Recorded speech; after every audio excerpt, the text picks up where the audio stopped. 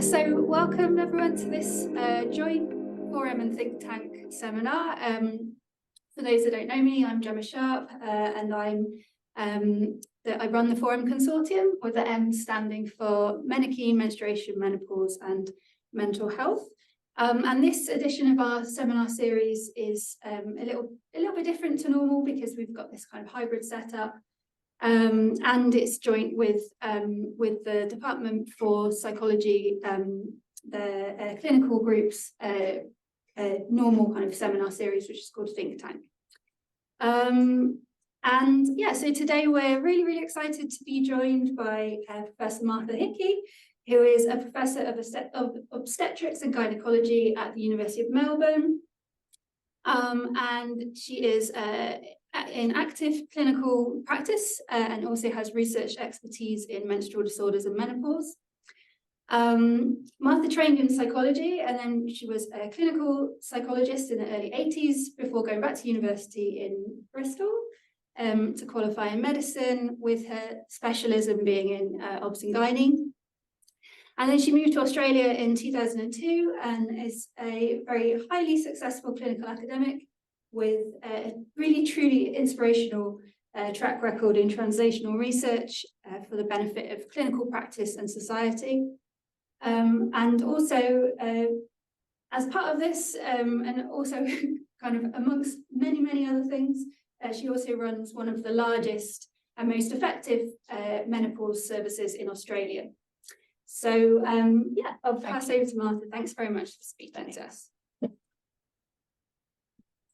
Great, thanks, Gemma. Thank you, everyone, for coming along. So this is some new work, a new concept that I'm putting out there about menopause, and I'm interested to hear feedback about what people think.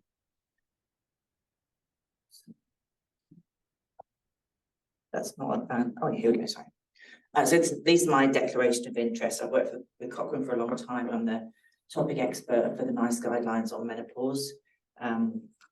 Senior investigator for NHMRC, and I've had some pharma funding for those studies. So first of all, what is empowerment? It's the granting of power, rights or authority to another person. And the World Health Organization's done quite a lot of work in this area, talking about the patient as an expert in their own condition, equal and active partner in management, and also the process involved of gaining knowledge, confidence and self-determination to self-manage health and make informed decisions about your care. So a bit different from the model that we often use in a clinical setting, especially around menopause.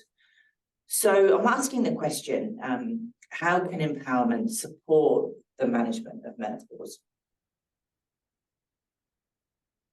So I think this can be a great synergy between a health event and a concept around self-management. And empowerment generally helps to support long-term adjustments and changes in health like menopause. It helps modify the psychological, societal, contextual factors that affect the experience. And we know that those factors are really important in experience of menopause. And it helps reduce healthcare costs. So people who are empowered are less likely to choose to take treatments. And if they do take them, they're more likely to find them effective. So that's potentially a benefit for the health services. And even going back to 2005, the National Institutes of Health said that we need to develop and disseminate information about menopause as a normal, healthy phase of women's lives and promote demedicalization. Now, that was a long time ago. We've largely gone backwards from that position.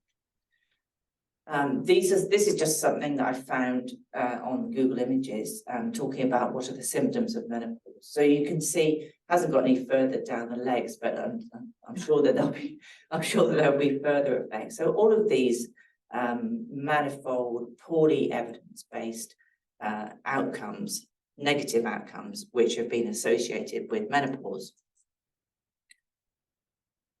And this was something I think from the Daily Mail a couple of days ago.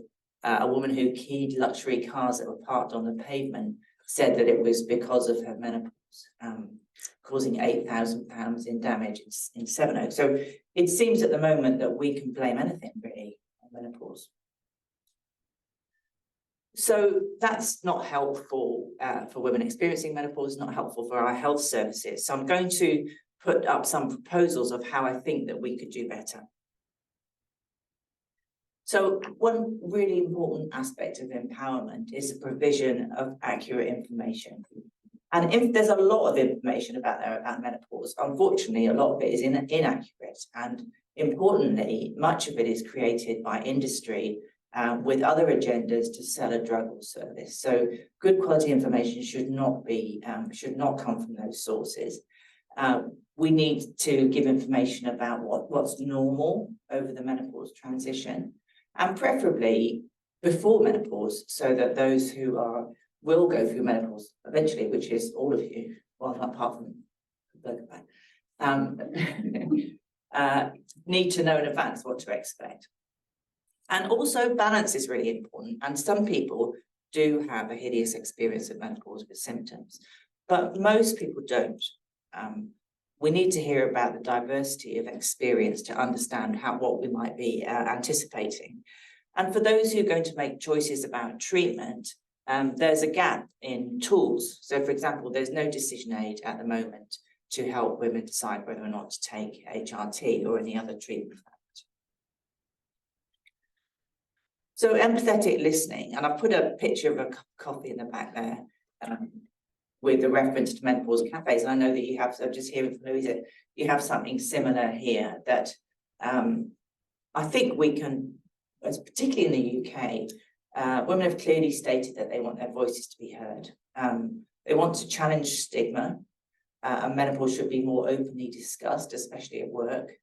As clinicians, we can help by supporting people, by listening with empathy, validating experiences, and being aware of how social and cultural differences may affect those. And you don't have to be a clinician, actually.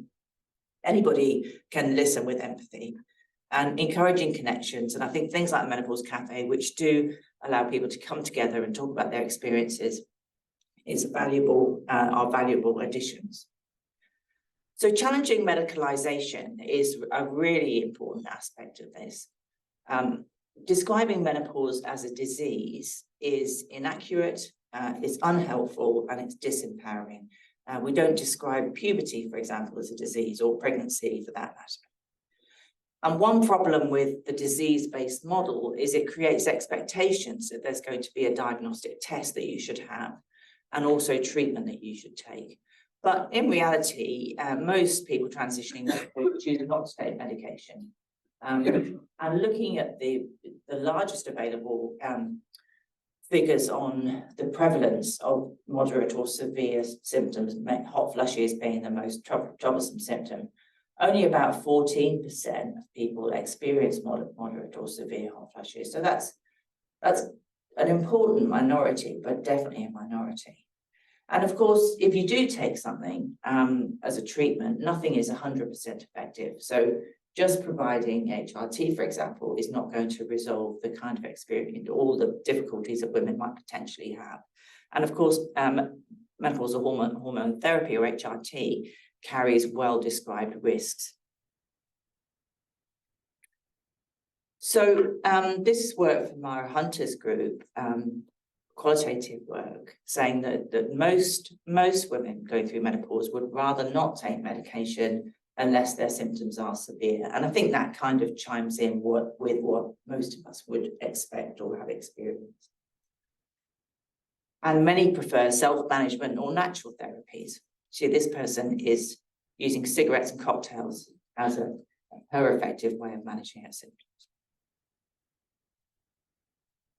So helpful, there are changes that are helpful in terms of experiences at midlife, and often at other lifetime points as well, around reduction of stress, challenging negative beliefs about aging and menopause. I'll talk a bit more about that.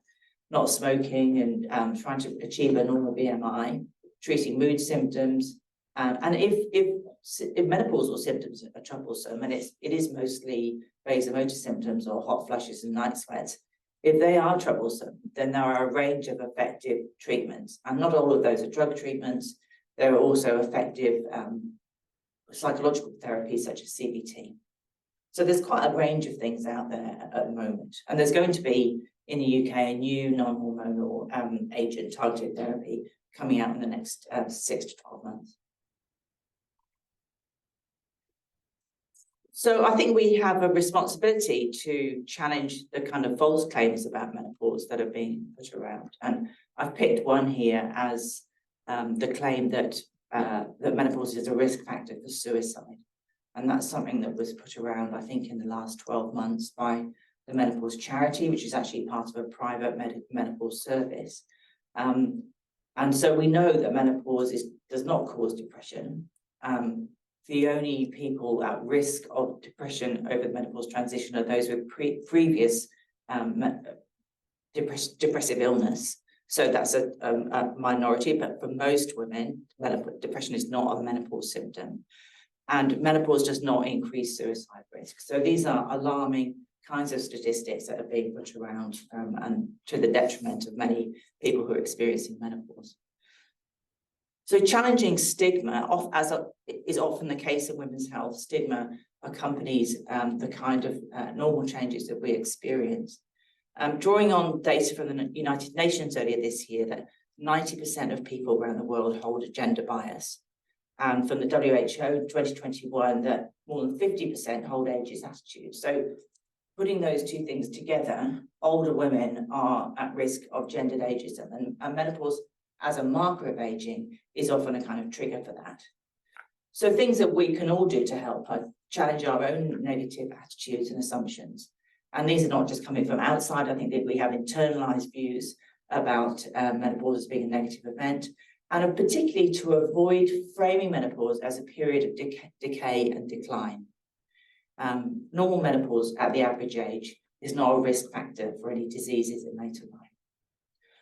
And those who go into menopause with more positive attitudes are less likely to have troublesome symptoms. So there's definite benefits to changing the narrative in this space. And in particular, and I see this a lot in my clinical practice, avoiding derogatory language that exacerbates symptoms. So for example, referring to menopause as a hormone deficiency disease, which is common. So supporting women at work, this is a topical area at the moment. 48% of the workforce are female, and most are working through the menopause. COVID has taught us about essential workers, and it turns out that most essential workers are women. You think about health, for example, education, hospitality services. And it's certainly possible that troublesome symptoms can impact on work, and also that work can make symptoms more troublesome. So because employers are responsible for the psychological safety of their employees, menopause policies can help. But we're at very early stages here. We don't really have any good evidence about what specifically is helpful. No Sweat is a project that we are doing around trying to measure what is helpful in the workplace. So changing the workplace, what do women want? From what we know, they want managers who are informed and empathetic. They want supportive communication to go around. They want helpful policies like flexible working hours. So, for example, shift workers with sleep disturbance may struggle particularly with hot flushes. They want breathable uniforms. PPE was a massive problem because that was another uniform on top of the uniform that you already had. It was very hot. The police have terrible problems because they're carrying large amounts of heavy things on their vests. Ideally, they'd like to be able to control the temperature they're working in, and they want access to cool water. So I've just made a point there about intersectionality to raise that the kind of people who might be more likely to be wearing synthetic uniforms and working long hours in hot environments are often more disadvantaged women. So I'm thinking about carers, for example. So I don't think we've quite taken an intersectional lens on this just yet. So this is something I've developed with colleagues in Australia, which are resources for employers. So for the employers who want to do something, want to help their employees, but don't quite know what to do, we and now others as well have developed these kinds of guidance that they can draw on to try and make their workplace more supportive of women going through menopause. And I think the other aspect of empowerment, which is really important, is to recognise and celebrate the contribution and achievements of older women. I said before about the essential workers and what an incredible role women make. And of course, in terms of carers, more than 70% of unpaid caring is done by women. So in addition to achievements within the general workforce, we need to think about the unpaid workforce and how socially we would really struggle to cope without this group. And also recognising the diversity of experiences. We've heard quite a lot about how some people have really terrible experiences with menopause, and that's been very high in the media, I think, in the UK. Well, we haven't yet heard about the diversity that goes around that for some people, it might be a relief. For some people, they didn't notice it. For some people, have a terrible experience. Like anything, we need to hear those diverse voices. And these are some groups that have been working with Daisy Network, who work with premature and early menopause, Menopause Inclusion Collective, and Black women in menopause. And hearing these voices is really important. So, for example, the evidence we have on risks of HRT for things like heart disease and stroke are based almost exclusively on white women, whereas Black women age 50 to 60 have 4 times the increased risk of stroke. We really have no idea what sort of additional risk hormones might have for those. So overall, having I mean, you'd think that men didn't have hormones really, but the exclusive focus that we have around menopause on hormones is very fragmented and very reductionist, considering the contribution and the lives that older women have. And of course, for troublesome hot flushes, HRT can be really helpful. It will reduce the hot flushes, it may improve sleep, and also might improve mood. So empowerment is also about having choices about what treatments you take. But in terms of what HRT will do, it treats hot flushes and the knock-on effects of those. It doesn't have any other effects. It doesn't prevent any long-term diseases. And what about testosterone? I just wanted to raise that. So normal production of testosterone doesn't fall over the menopause transition in women. So it's not like estrogen or progesterone that changes. It just kind of is pretty much downhill from your 20s onwards, actually. And taking testosterone as a treatment does have quite a modest effect on libido or sex drive. But the evidence is limited to this condition called hyperactive sexual desire disorder, which is a psychiatric diagnosis. That's where it's been shown to have some effect. It doesn't have any other clinical indication. So once again, the impact of testosterone is one more sexually satisfying event a month.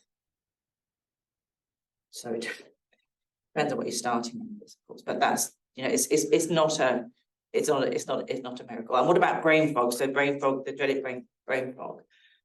We don't yet have a clear definition or a measurement tool for brain fog. If you look prospectively at cognition over the menopause transition, there's a small and temporary decline in memory that then recovers. And looking more broadly, HRT, for example, does not improve cognition or prevent dementia. So it's not an indication for taking HRT or any other treatment.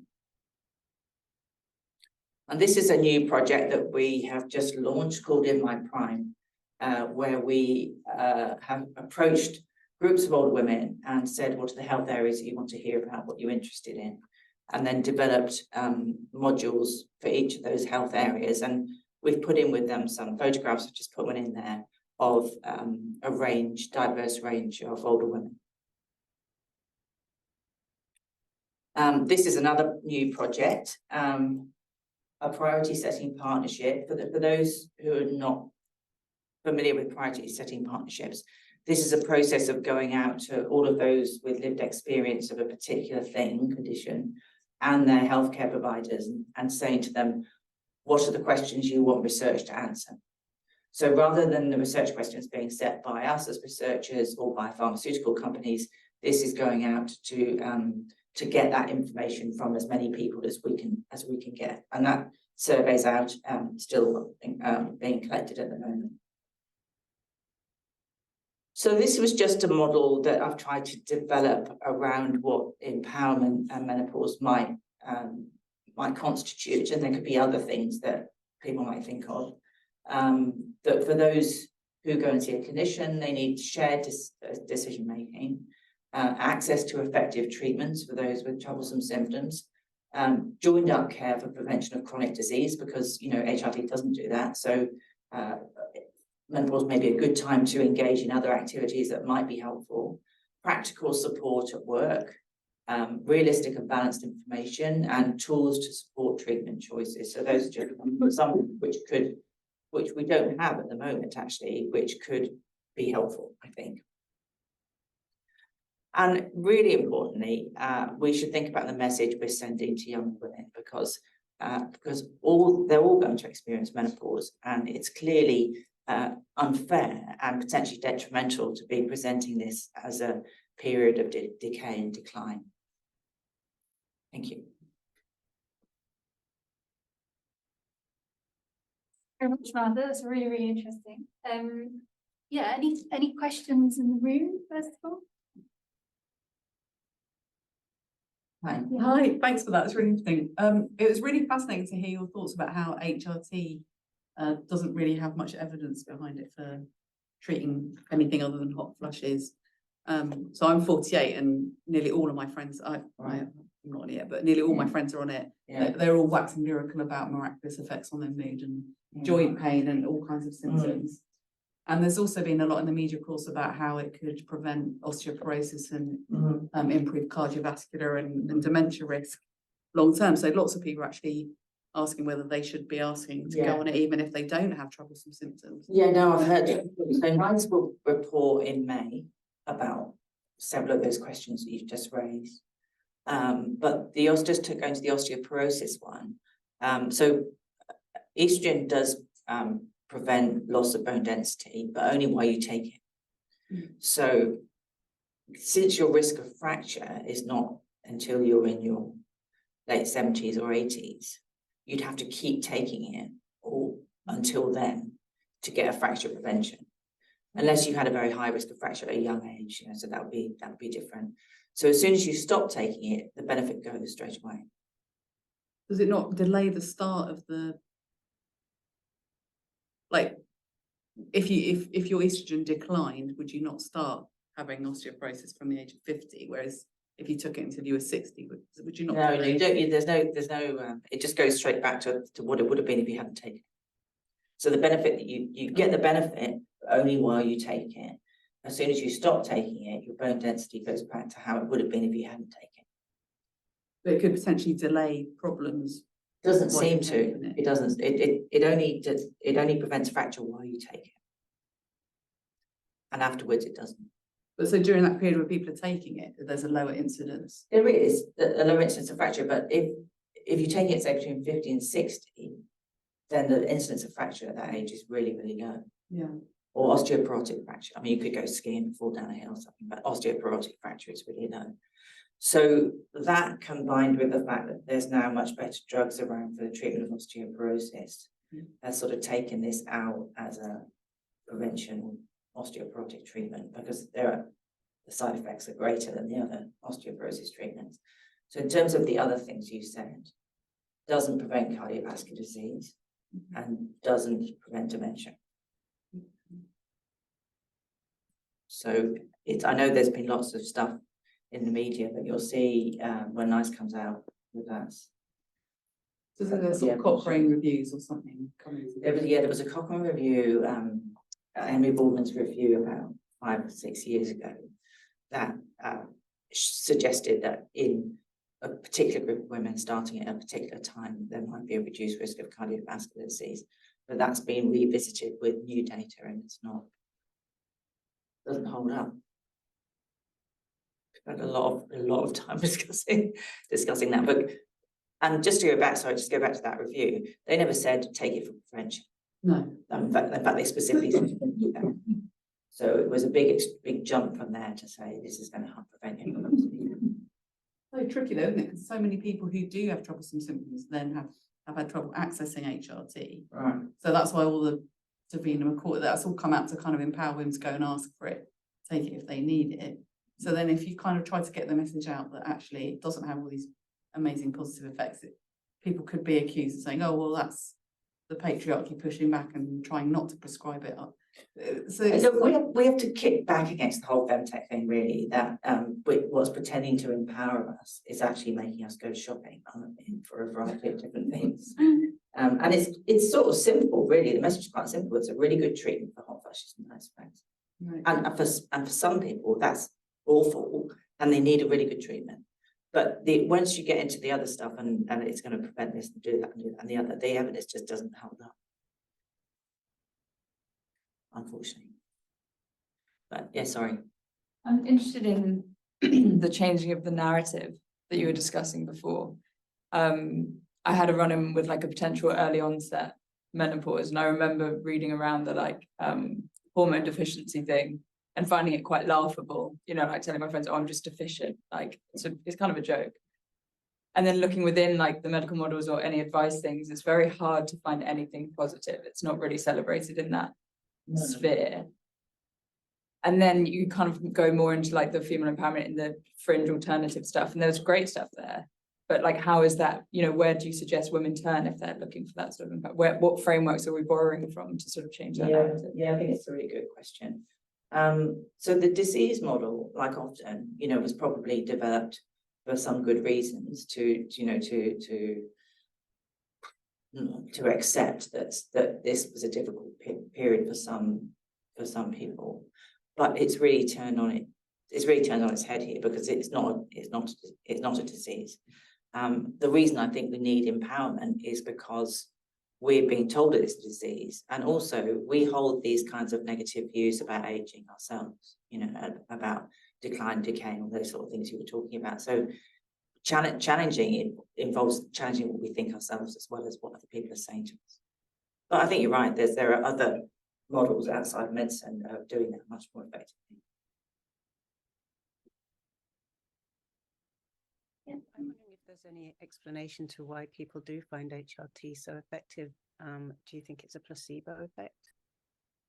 Yeah, so what is effective for, you know, I'm talking about individuals, talking about what's in the literature. It is effective for hot flushes and night sweats, not 100%, but it's, you know, it's 85% effective. It's pretty good. And if you are being woken up continuously at night, for example, or you're having really embarrassing hot flushes, say at work, then that's going to affect your sleep, and it could affect your mood and all other, you know, there are a number of knock-on things that you could get from that, which would be negative. So if you have something that treats hot flushes, then, you know, potentially there are other benefits depending on the individual. But I think what you're talking about are things beyond that, other more sort of nebulous experiences, and some of them, just like brain fog would be a good example, it's never been tested because nobody has defined what brain fog is or how you measure it. So, you know, it's not saying somebody doesn't find it effective, but there's no evidence base for supporting that. Really good comments about only intervening when they're troubling symptoms. We're helping a femtech digital startup think about developing a CBT app to support people with some aspects of menopause. It's leaving me thinking, so who should we target it at? Because I can see with those kind of apps, one part of it could be about empowerment, psychoeducation and normalization, and some part of it could be, and here's a set of techniques to deal with troublesome hot flushes or sleep problems. I don't know, what are your views on that whole kind of dilemma as to what counts as an intervention versus just good psychoeducation and self-care skills? You work with Myra on that, are you? It's with Becky from a startup called Lumino. Yeah, no, I saw Myra Hunter the other day, and she is also doing something like that.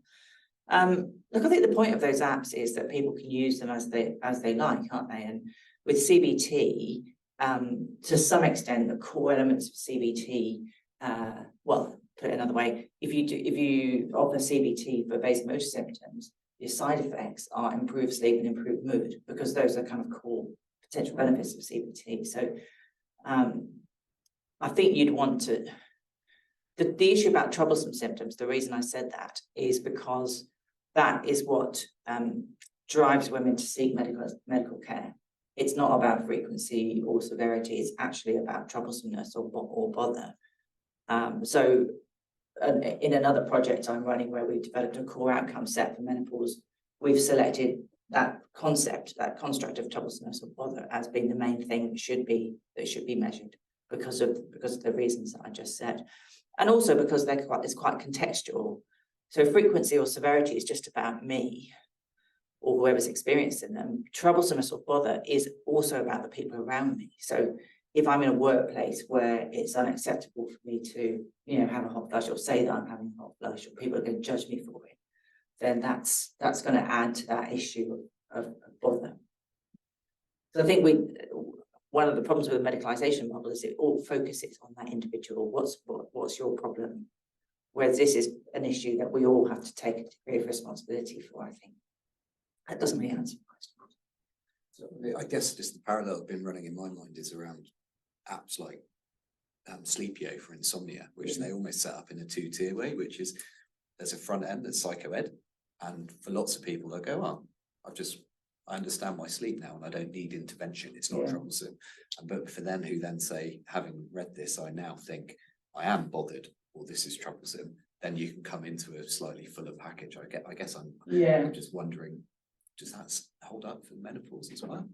Yeah, we've been talking to Alistair Thingy about using Sleepio in menopause related sleep disturbance as well. So I think it's a really effective package for the reasons that you've said. But no, I'll be happy to talk further about that. Lots of questions from online. I'll pick up some of the ones that perhaps leave the discussion somewhat different. So from Jane's asked, have you seen any research on menopause women with disabilities? So thinking about diversity of experiences, which you mentioned. Not really. No, I'm sure it's out there, but I'm not aware of that. And a question about whether you know if testosterone can help with severe sleep problems. Is there a link with sleep and testosterone? Well, there's a call gone out from NIHR last year about can testosterone do anything else? Really, it was a very vague call. At present, the only thing it's been shown to do is have this modest effect on libido, and I said about the sexually satisfying events. So that's it. So no. And let's see. Is there any research into surgical or chemical menopause at an earlier age due to cancer treatment, especially those unable to have HRT due to hormone? Yeah, it's a really important question. So I've run a prospective control study of surgical menopause in BRCA1 and BRCA2 pathogenic variant carriers, looking at how surgical menopause affects experiences and symptoms. But for those who can't, and the answer is it does affect them, of course, but an HRT doesn't help, but not all that much. and others have shown the same thing, so it's not a sort of miracle cure. For those who don't want to, can't take HRT, and then there are a lot of non-hormonal options, and as I mentioned, there's going to be a new one coming in within the next 6 to 12 months, which will be licensed for cancer, I understand. And then, so you suggested that we should conduct research outside hormones. Which biological mechanisms alongside psychosocial effects should we be exploring? Well, like I said, we're talking about troublesomeness and bother primarily as being the most important thing. So I think the research we do needs to move beyond treatments for that individual woman to the context in which she's having those symptoms. I mean, on Australian television the day before yesterday, a woman had a hot flush on breakfast telly, and it was all over the news because she said, just give me a minute. The female interviewers kept talking and said, it's great that you're talking about this on television. We need to have more discussion and reduce stigma. And the bloke said, let's just move on to the next piece. So, the context is still really important, I think. So from Sally about so being part of networks trying to boost public awareness of menopause that's evidence-based and anti-medicalisation, but there's always a struggle to get funding and recognition and media attention, whereas celebrities medicalising TV shows and books have sold millions over the past year. There are also private doctors who have a financial interest in medicalising menopause. The pathologization, of female body and hormones is a more attractive, popular narrative than the truth. What the hell can we do without adequate funding? Look, I think it's difficult, of course, but I think there probably is funding. It is possible to get funding for something which is looking at less medical narrative. As I said, we all have a responsibility for what we say and how we respond to menopause. Okay, from Julie, do you think that having a better understanding of the experiences of people who menstruate throughout the life course would help us to understand how better to support the menopause phase? So, for example, earlier information and setting in place of coping strategies, both as an individual and for those supporting people, for example, workplaces. So she's saying she's thinking about those who experience brain fog, which can often be experienced by those with PMDD. So would understanding these symptoms during menstruation support those during menopause? I mean, maybe that's the bit of the work that Gemma's doing, looking at menstrual disorders through the life course. I mean, what we don't know, I can't remember whether we're going to find this out, is whether women who experience menstrual difficulties are more likely to have menopause difficulties. We're looking at it. That's something we can look at with the Yeah. data. Yeah. It should be interesting. Yeah, I'm surprised that we don't. Well, maybe I'm not. That we don't already know that. No, we don't know. Yeah, exactly. It's Yeah. shocking, isn't it? We've got more. Okay. Okay, so could you say some more about HRT and mood? So hormones can have a huge impact on some with their mood around menstruation and PMS, PMDD. Does HRT not therefore improve mood around hormonal fluctuations by stabilizing these fluctuations? I find the concept of hormonal imbalance and fluctuations and stabilization of women's hormones to be not a helpful narrative, either in a clinical capacity really or any other. You know, women, the ovaries produce hormones at different levels throughout your life. That's what they do, that's what's normal. So I don't think we know really that those physiological changes are linked to problems with mental health. Okay, we've got a second question from Julie. Do you think the negative narratives in the media regarding medical treatments could have a negative impact? For example, making some reject treatments that may be beneficial because of fears. And if so, how do we tackle the misinformation, particularly on social media? Yeah, it's very hard to tackle misinformation on social media. Everybody's saying we need better information about menopause, but to some extent, you know, we can't even agree on what the symptoms are. So it's quite difficult to know what that information should include. Certainly, and it's something we've Lancet series coming up on menopause, which will be published hopefully for International Women's Day next year, and we talk about how to check the quality of the information you're looking at and where it's come from and what it's based on. I think there's so much information out there, isn't it? It's hard, I think, to differentiate that. So another question, so whether you can comment on semi-menopausal weight gain, how menopausal hormones change, how do menopausal hormones, if at all, change? Menopausal hormone changes, changes during the menopause for hormones, how does it affect weight gain? Yeah, so women tend to gain weight as they get older, and menopause, they don't gain more weight over menopause than at any other time. It's just a sort of steady increase. There is a change in body fat distribution, so we're more likely to deposit fat around our middle for over that period of time than we are other times. So it doesn't actually make you gain weight. Mm-hmm. It's just a difference where it is. This is something coming from me now, just adding on to that. I know there's more research being done now about physical activity and movement during the menopause, but that's not necessarily linked to the menopause, it's more the symptoms and people who have them, which perhaps may be barriers to engaging in physical activity. I don't know. Yeah, I think it is hard sometimes for older women to engage in physical activity in gyms or publicly. I went running in Italy not very long ago, and people stopped and pointed at me and laughed, actually. It was so uncommon to see. And there was a bloke about my age who was also, and I was running very slowly, but you know, it made me realise that this is that physical activity publicly for older women is not really something that we're familiar with seeing. And I think you've got a whole lot of women's gyms here, haven't you?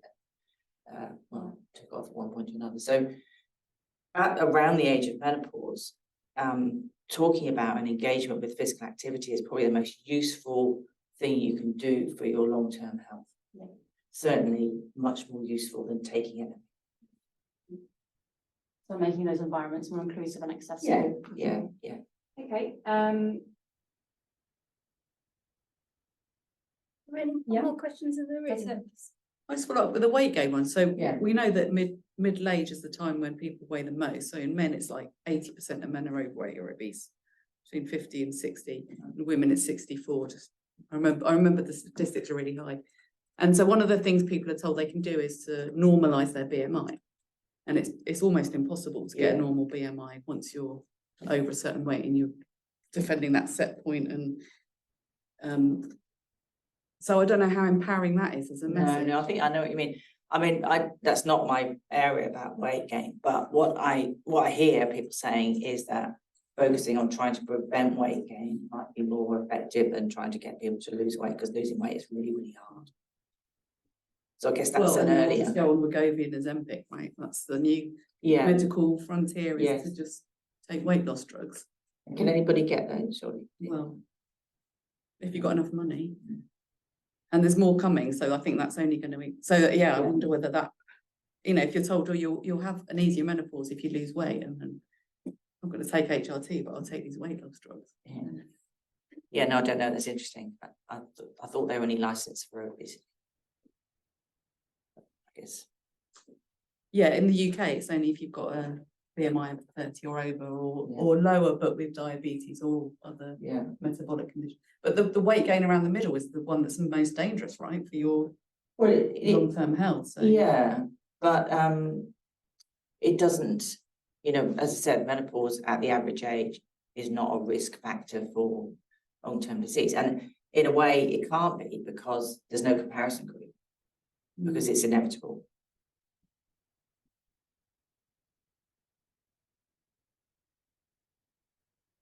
You said earlier about how positive perspectives going into menopause can help with the kind of outcomes and things of it. What particularly are those positive perspectives relating to? The symptoms or the kind of, what aspects of that? So what that's, so it's Mara Hunter's work, where she's looked sort of prospectively before menopause at women to say, what do you think about it and what are you expecting to happen? And followed those women up and noticed that the ones who were expecting the worst seemed to have a worse experience. That's not saying that has created their worst experience, because all kinds of reasons why that might have happened, but it does show, you know, a potential opportunity for having a more positive expectation. So what I was saying before about the surveys, the questionnaires for menopause, they have no we systematically reviewed all the validated menopause questionnaires, and there were no positive questions in any of them at all. So there's no opportunity from research for there to be anything positive that comes out. Whereas the qualitative research shows a more nuanced picture, really, that there's pros and cons. So I think it would be really taking the same things around empowerment and giving younger women unbiased information about what's likely to happen, and where they can go to if they do need help or treatment. Because just adding to that, most women actually, and even in their 50s, astonishingly, say, I didn't know this was going to happen to me, or I didn't know what to expect. So for something that's so predictable, there is a big gap in preparation. And we wouldn't do that around pregnancy, for example. There is an initiative, I'm not sure if it's started yet. Diane Lansbrink has managed to get menopause being taught in schools now, and I'm not sure how that's going, but I was wondering to what extent that's going to have an impact further down the line, and also the quality of the information that's being given, if it is happening, because I teach this stuff to my students, and there's a lot out there, and you've got to be really careful, like you say, to give unbiased information. But it could be an opportunity that could be really good, but I don't know Yeah, I don't know control what they there is, actually what teach. control there is. Yeah, Not even sure if it's even definitely happening, but I in think it's happening. 2019, Yeah, she managed to get it put onto the curriculum, yeah. but I haven't heard. For My kids, secondary school. yeah, So they can understand their mums. yeah, but also that it's not just that, it's that you know, guys can understand what the women are going to go through, and the women can have a better understanding of what lies ahead for them. It's just there's so much misinformation out there. It's just it could go both ways, I guess is what I'm Yeah, I saying. think so. I mean, I think that NICE will help because, I mean, all we've talked about is HRT, really. I mean, I can't believe we're supposed to talk about menopause. We just spent the entire time talking about HRT, and really what it does and what it doesn't do and what the long-term consequences are. So that will give that some back, that will give that, put that in a box. And then there's an opportunity to think about the other factors that may impact on women's experiences, which are much more than just whether or not you take hormones. Or is there any data on diet, exercise and alcohol intake and menopause symptoms? I'm just trying to think. Certainly, exercise, a randomized controlled trial exercise for vasomotor symptoms didn't work. I mean, I think they felt better, but it didn't help their symptoms. Diet, it's really hard with diet because there's so many different kind of aspects of that, but I'm not aware of anything around diet. What was the other one? Alcohol. Yeah, it's almost certainly going to be bad, isn't it? I mean, Well, you had someone coping with symptoms by having a cocktail. yeah, but for those that have triggers to their vasomotor symptoms, alcohol can be one of, some people will say that's a real trigger for me. And that's a kind of an easy one because then you can just avoid it. We had you go to that, there was a talk last week in a university about menopause, and a lot of people sharing their kind of personal experiences, and a lot of people there were saying that their tolerance for alcohol had just plummeted, and that they'd also had to start kind of eating more bland foods and cutting caffeine out as well. And I was thinking a bit about what the underlying biology there is. Well, they all act on the vasculature, so it'll be some kind I of guess that's trigger. Yeah. So if there's no more questions, I'll just share more of the comments and the discussions going on online. So coming back to HRT and mood and hormones having an impact on mood, menstruation, PMS, TMD. So Sally just saying about how there's no proven causal link between either estrogen or progestins and low or anxious mood, only correlation. And that the evidence base suggests that the inflammatory nature of the cycle can trigger or worsen these symptoms in those with underlying low or anxious moods. And the narrative that positions PMDD as a sensitivity to hormonal changes is more of a metaphor than an accurate description of what is happening. And that over the last 50+ years, there's been research trying to find a causal link between female sex hormones and mood, and none of them have been found. No, that's right. On that. But maybe that's not surprising, because if we're starting from a position that's what's unusual about women are their hormones, and that their hormones are going to make them mad in some way or another, which is not very long ago when that was a concept. Like you say, people have searched and searched for this link between the hormones and mood, and it just doesn't really deliver. So I'm just there's more coming through. Nothing, just so Sally's just linked to the Society for Menstrual Cycle Research, which could be quite helpful for anyone if you want to read more about it. But I think that's everything from online. So, Thank you. Thank you. Thanks a lot. Any other questions? So just the slide I put up just to explain it. This was a part of an exhibition called Flesh After 50, which we ran in Melbourne in 2021 and toured around Victoria, which was a number of different artworks about older women's bodies. And this was one called 500 Strong. And these are some of the images from that. That's great. I went on the website for that actually, and there's like videos as well, isn't there? Yeah. With the participants. It's really interesting. 25,000 people came. Wow. Yeah. Great. Right. Awesome. Thank you. Okay, well, thanks very much. Thank you. So thank you to everyone that came online as well.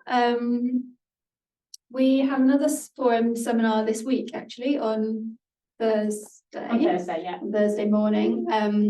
Yeah, so if you have a look at our Eventbrite page or our website, you'll be able to sign up to that. And yeah, thanks very much. This will be put up on YouTube later in the week. Cheers, thanks very much.